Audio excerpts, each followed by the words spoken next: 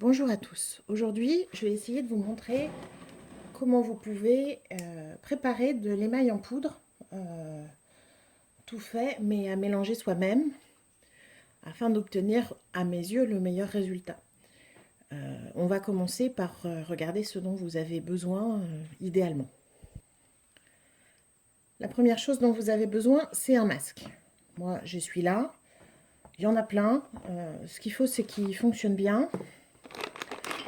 Celui-là, il a donc ici deux attaches où on vient fixer des filtres comme ça.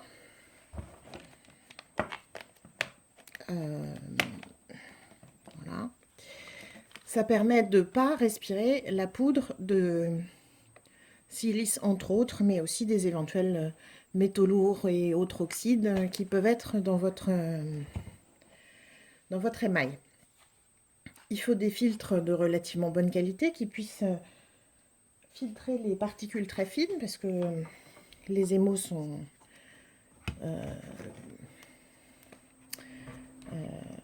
réduits en poudre extrêmement fine. Et ces filtres, il faut toujours les maintenir à l'abri de l'air dans un sac. Il y a celui-là qui est fourni avec le mien, mais si vous n'en avez pas, vous pouvez utiliser des sacs classiques comme ça. Ce qui compte, c'est de les garder à l'abri parce que c'est des filtres physiques et pas électroniques ou je sais pas quoi, et que donc ils fonctionnent tout le temps et qu'ils s'usent avec le temps et qu'il faut les remplacer quand ils sont trop usés. Sinon, ils fonctionnent moins bien. Le reste, c'est une question de praticité. Idéalement, votre émail, il va falloir le tamiser. Moi, j'ai un tamis, j'ai pas de bol, j'ai acheté un tamis avec une armature, mais j'ai jamais eu l'armature parce que finalement, il est en rupture de stock. Donc, je me bats avec juste le tamis sans l'armature. C'est pas hyper pratique, mais je désespère pas d'avoir l'armature un jour. Pour faire passer la pâte que vous aurez créée une fois que vous aurez rajouté de l'eau, je vous recommande l'usage d'une petite estèque pour pouvoir frotter sur le tamis pour faire passer la pâte. Et puis, évidemment, vous allez avoir besoin d'un émail en poudre, ici du blanc opaque de chez Cigale et Fourmis, d'eau et d'un seau. Après, pour pouvoir calculer la viscosité et la densité de votre émail et donc savoir si vous l'avez suffisamment dilué ou trop dilué, il y a des techniques, mais on les abordera juste à la fin de la vidéo. C'est un peu pointu et je vous recommanderais, et je vous mettrai en lien, si vous n'êtes pas trop fâché avec l'anglais, des vidéos de deux youtubeurs, Sue McLeod et Earth Nation Ceramic, qui en parlent beaucoup mieux que moi, mais qui en parlent en anglais. Donc, cet émail, j'en ai 5 kg de poudre. 5 kg de poudre, comme on est en général un petit peu en dessous du temps pour temps pour l'émail, ça veut dire que je vais prendre un petit peu moins de 5 litres d'eau. Pour commencer, pour faire ma première pâte, celle que je vais tamiser après, je vais mettre tout de suite dans le seau à peu près la moitié de ce dont je pense avoir besoin. Là, en l'occurrence, je vais mettre 2 litres d'eau.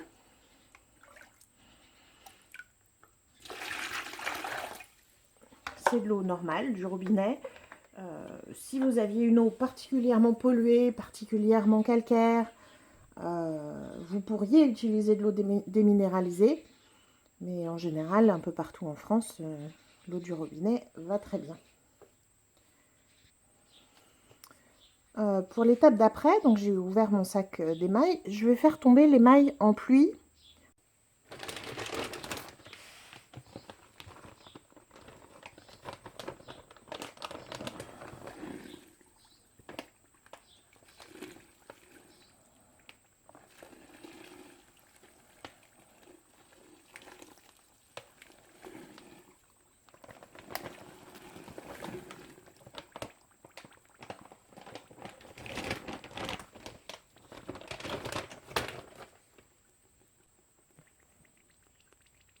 Alors pourquoi j'ai retiré le masque une minute? Pourquoi je fais tomber l'émail dans l'eau au lieu de mettre l'eau dans l'émail, ce qui pourrait paraître plus simple? En fait, ça permet d'avoir encore moins de poudre qui s'envole. Parce que Ce qu'il faut éviter, en fait, c'est ça. De manière à ce que l'émail aille directement dans l'eau et qu'il fasse le moins de poussière possible. Je ne sais pas si vous avez vu, mais ça faisait des petites bulles. C'est l'émail la poudre qui entre en contact avec l'eau et qui commence déjà à se mettre en suspension. J'ai pas fini, donc je vais continuer. Mais je voulais vous montrer les petites bulles et vous expliquer pourquoi je le faisais dans cet ordre-là.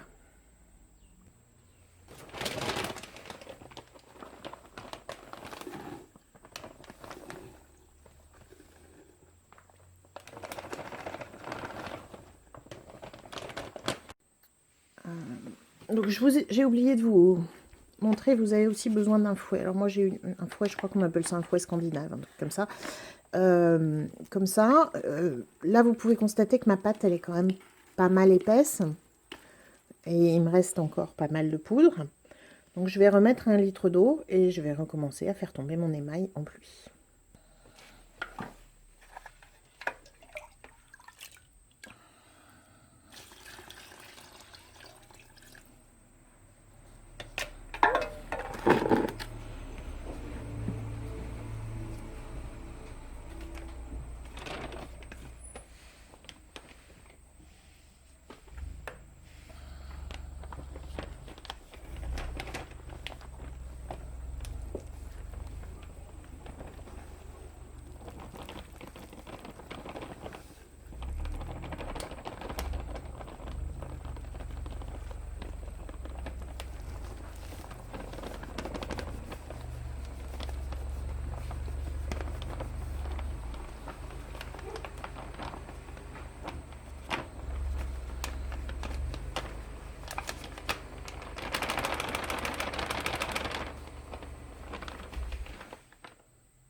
Donc ça y est, j'ai vidé tout mon sac.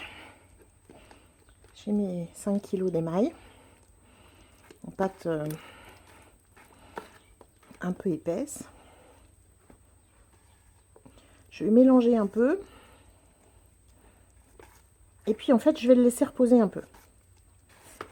Une fois que je serai sûre que toute la poudre a été en contact avec de l'eau, je vais le laisser reposer un peu. Comme on laisserait gonfler de la purée mousseline. Pendant ce temps-là, je vais préparer d'autres seaux avec d'autres émaux. Et je reviendrai vous montrer la suite après. Donc voilà, j'ai mélangé mes 4 émaux. Le blanc, le noir, le rouge et le bleu canard. Il se trouve que ces 4 émaux-là, ils viennent de chez Cigale et Fourmi. En général, Cigale et Fourmi livre ces émaux dans des sachets en plastique avec des étiquettes dessus qui sont assez faciles à décoller pour recoller directement sur les seaux. Avec les émaux de Cigale et Fourmi, c'est ce que je fais. Encore une fois, en général, les émaux de Céradel, par exemple, sont livrés plutôt dans des espèces de contenants comme ça, avec des étiquettes qui sont absolument décollables du pot. En tout cas, pas en récupérant l'étiquette. Et dans ce cas-là, moi, je me sers de ma petite étiqueteuse pour mettre sur le seau toutes les informations dont j'ai besoin. Donc, en général, je mets la marque, le nom et les températures, la fourchette de cuisson de température. Ce qui me permet de ne pas oublier ce que c'est ni comment il marche.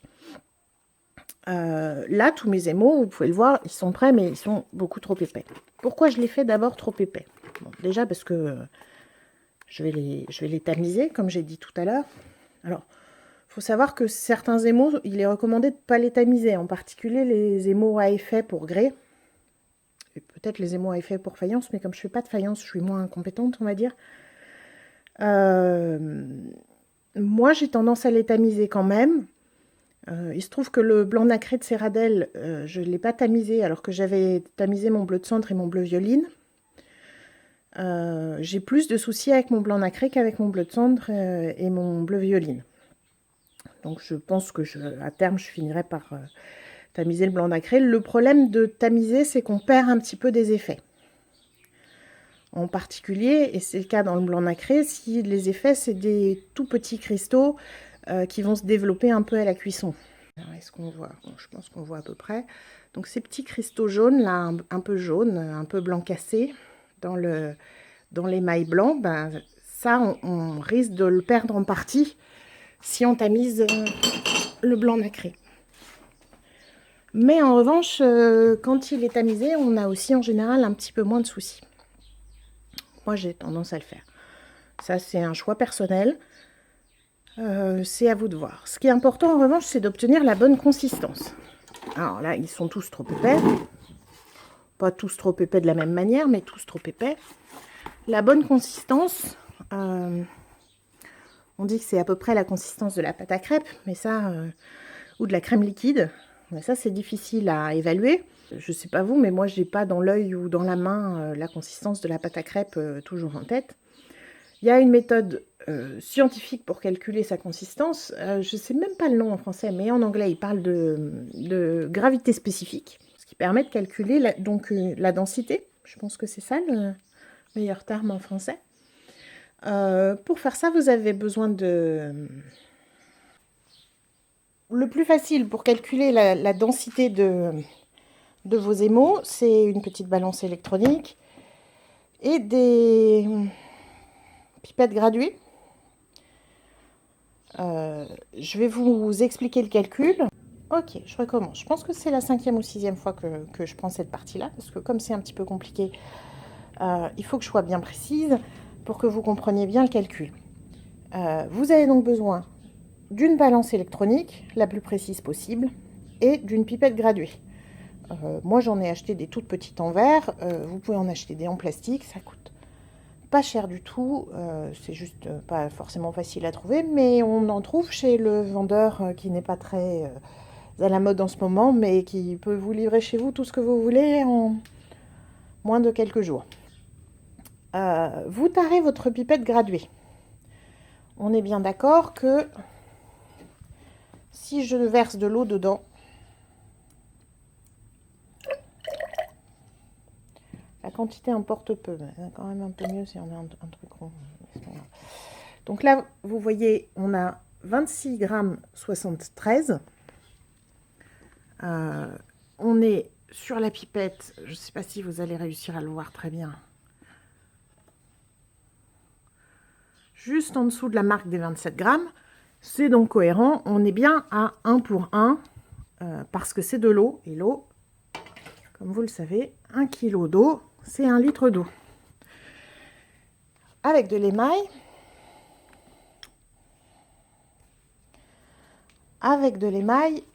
ça se calcule un peu différemment. Donc là, j'ai mélangé mon émail le plus possible. C'est le blanc nacré de chez Céradel. Il se trouve que je n'ai pas encore calculé sa gravité, enfin sa densité. Je prends une pipette. J'ai du mal à la remplir avec une seule main, mais je vais y arriver.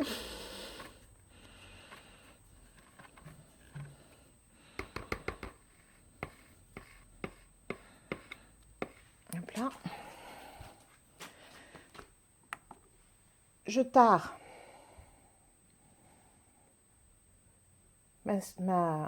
mon truc gradué. Je mets mon émail dedans.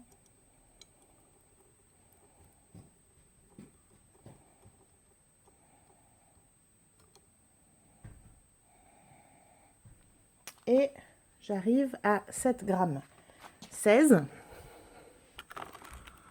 pour, il n'y en a pas tout à fait assez, mais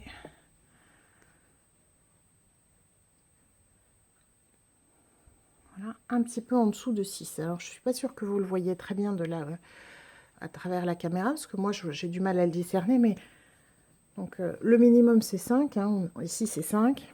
Ça, c'est le premier trait. On est un petit peu en dessous du premier trait.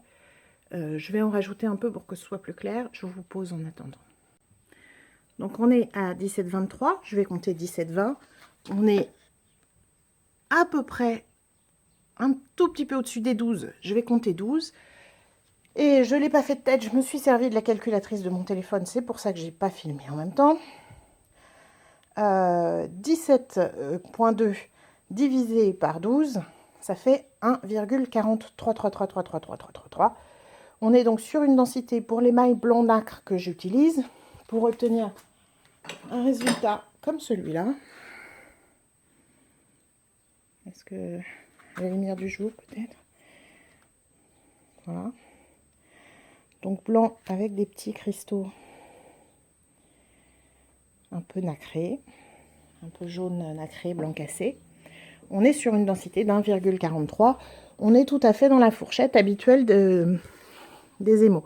Pour moi, la densité idéale, elle est dans ces eaux-là. Elle est entre 1,4 et 1,5. Après, il faut faire des tests. En général, les couvertes, par exemple, ont besoin d'être beaucoup plus fines que les autres émaux. Et si vous mesurez des émaux du commerce, déjà liquides, tout faits, qui sont faits pour être appliqués au pinceau, vous aurez des densités beaucoup plus importantes. Il faut donc le prendre en compte aussi. Voilà. Je vous fais la suite, le tamisage, dans 2 minutes. Donc je vais probablement pas tout faire avec vous, mais je vais quand même vous montrer la partie la plus longue et la plus casse-pied, qui est le tamisage. Je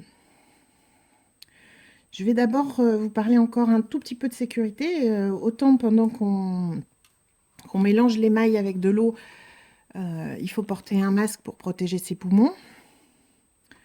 Autant quand on va tamiser, faut être honnête, on va en avoir plein les mains. Objectivement, la plupart des émaux, donc on n'a pas de bobos sur les mains, sont pas suffisamment toxiques pour passer au travers de la peau sur une exposition relativement courte. Je ne vous dis pas que vous pouvez vivre avec votre main dans un seau d'émail, mais si vous avez de l'émail sur les mains pendant pas longtemps, c'est pas très grave. Après, c'est une généralité, elle n'est pas valable pour tout, et il y a quand même certains émaux qui peuvent être très toxiques, avec certains oxydes ou métaux lourds en particulier, évidemment je pense au plomb ou au barium, des choses comme ça, qui peuvent être vraiment très très toxiques, et donc si vous pouvez éviter de mettre vos mains dans vos émaux, c'est mieux. Vous pouvez mettre des gants. Si vous avez des plaies ouvertes sur les mains, je vous recommande fortement de mettre des gants pour vous protéger. Et de toute façon, de vous laver très très très très soigneusement les mains après avoir fini de tamiser ou de toucher ou même d'émailler, de manière à ne pas manger ou laisser poser sur votre peau trop longtemps de l'émail qui n'a pas cuit. Alors, moi, comme je le disais tout à l'heure quand je vous ai présenté les outils, mon tamis, j'ai pas son armature, donc de toute façon, même avec l'armature, je ne suis pas sûre que ça irait, parce que mon seau est relativement grand. En l'occurrence, c'est normal. Je suis en train de faire près de 5 litres d'émail et j'ai besoin d'un grand seau. J'utilise donc des petits tasseaux pour maintenir mon tamis comme ça.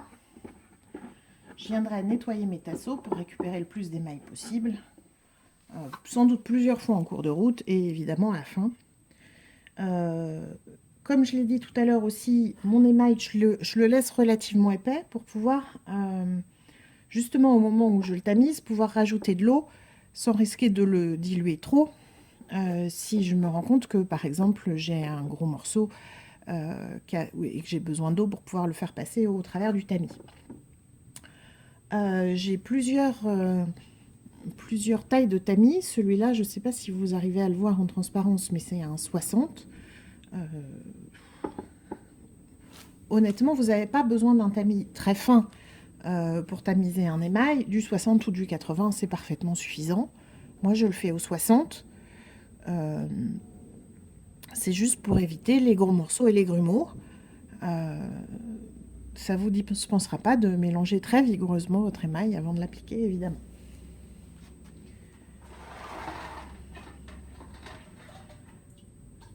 Donc, je prends mon indispensable verre doseur qui me sert à tout dans l'atelier et je ne sais pas comment on peut vivre sans. Et puis je prends une lampée de cet émail très épais que j'ai imposé sur mon tamis et que je vais venir frotter avec mon estèque. C'est pas compliqué, c'est pas difficile. En revanche, c'est long et pas particulièrement rigolo à faire. Comme il est relativement épais, évidemment, il ne coule pas au travers de mon tamis, mais comme je vous disais, je veux garder de la marge pour pouvoir rajouter de l'eau. En revanche, il finit par faire des schplocks une fois qu'il a rassemblé suffisamment de poids de l'autre côté du tamis. Je suis sûre que vous avez compris le concept, donc je reviens tout à l'heure quand j'ai fini. Alors, on reprend. J'espère que ce ne sera pas trop décousu, parce qu'il s'est écoulé 24 heures depuis la fin du segment précédent. Ce qui n'est pas plus mal, parce qu'il y a plusieurs fabricants qui recommandent de laisser poser l'émail 24 heures avant de s'en servir. Donc là, on est dans les clous. On est donc avec mon émail tamisé. Il est beaucoup trop épais. Alors je le vois à quand je le mélange, hein, sa réaction au fouet. Je ne sais pas si vous le voyez. Je vais vous le montrer. Au passage, ça va vous montrer la méthode à l'ancienne pour vérifier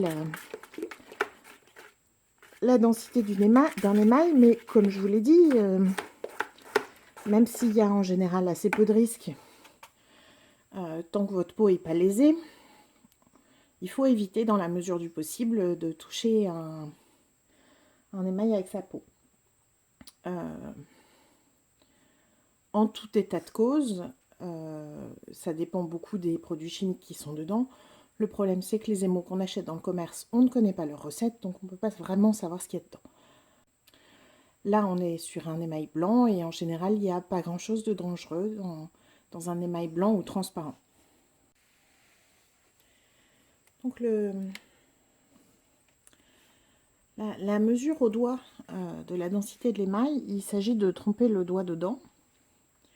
Et on doit pouvoir distinguer, le doigt doit être couvert de manière homogène, mais en revanche, on doit pouvoir distinguer le creux du tour de l'ongle. Et là, vous pouvez constater que c'est pas du tout le cas. On dirait que j'ai un doigtier sur le doigt. Donc, on va rajouter de l'eau.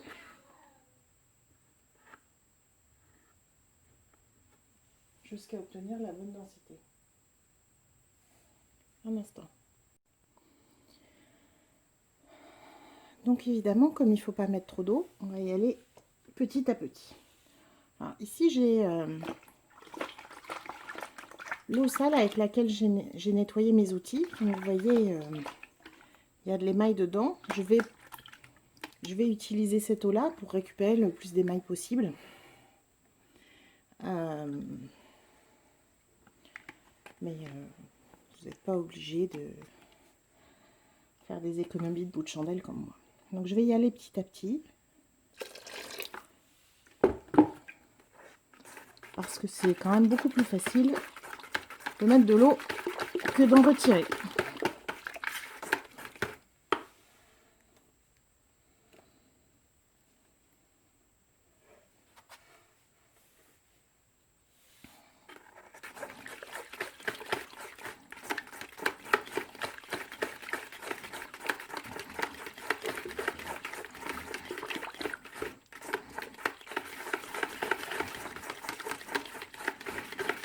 Ils sont encore trop épais.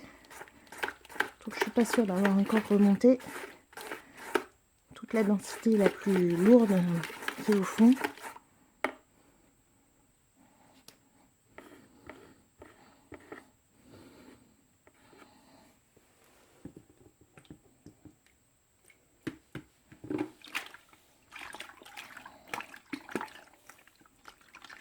Donc, je mélange mon eau pour avoir le plus d'émail possible dans l'eau.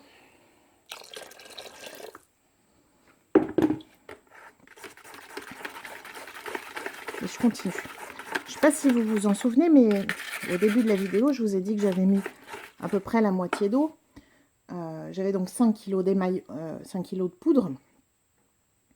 Normalement, on est presque à un temps pour temps, un petit peu en dessous en principe.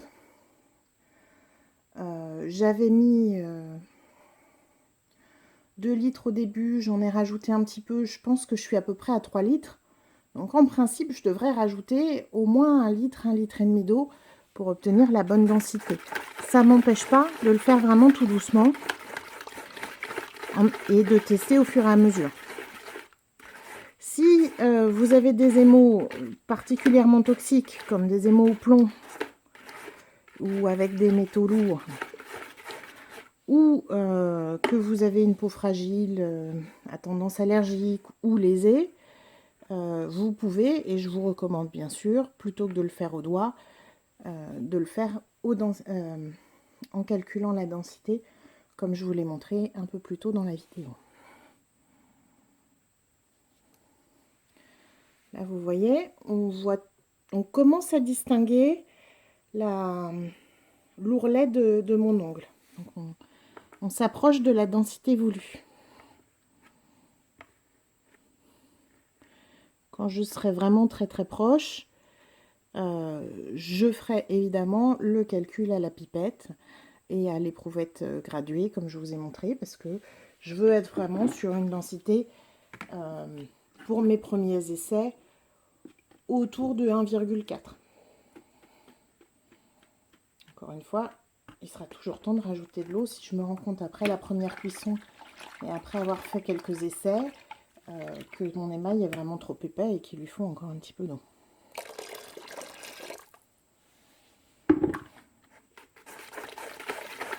Alors, je pense que vous avez compris le principe. Donc, je vais couper. Je reviens tout à l'heure. Donc, j'ai pris une toute petite éprouvette graduée. J'en ai 3. Une de 5 ml, une de 50 ml et une de 25 ml. Comme je vous le disais, dans l'absolu, plus l'éprouvette est petite et surtout fine, plus vous aurez un résultat précis. Donc je tarne mon éprouvette. Je me sers de pipette de médicaments, mais ça pourrait aussi être des seringues pour mettre l'émail dans l'éprouvette.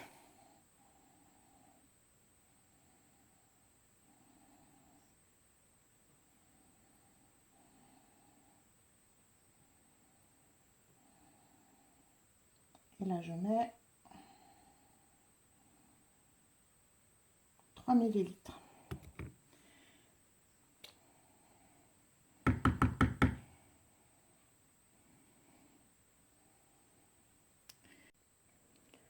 Alors, on est, vérification faite quand on regarde vraiment de très près, à 3,3 pour 5 grammes. 5 grammes divisé par 3,3, ça fait 1,5 et des bananes. Je vous mettrai le résultat exact, mais enfin, vous êtes tous munis d'une calculatrice. On est donc sur un émail qui est un peu plus épais que ce que j'utilise d'habitude, puisque comme je vous disais, je suis en général aux alentours de 1,4 à 1,45. Mais comme je le disais aussi, je préfère pouvoir rajouter de l'eau que d'avoir à en enlever. Donc je vais le laisser comme ça. Et puis si après la première cuisson, je me rends compte qu'il est vraiment trop épais, à ce moment-là, je rajouterai encore un petit peu d'eau. Voilà, j'espère que cette vidéo sur le mélange des émaux, bravo Thalassa, le mélange des émaux en poudre vous aura été utile et que vous avez appris quelque chose. Moi, il me reste encore 3 autres émaux à préparer, plus un autre encore qui doit arriver. Et je vous souhaite à bientôt.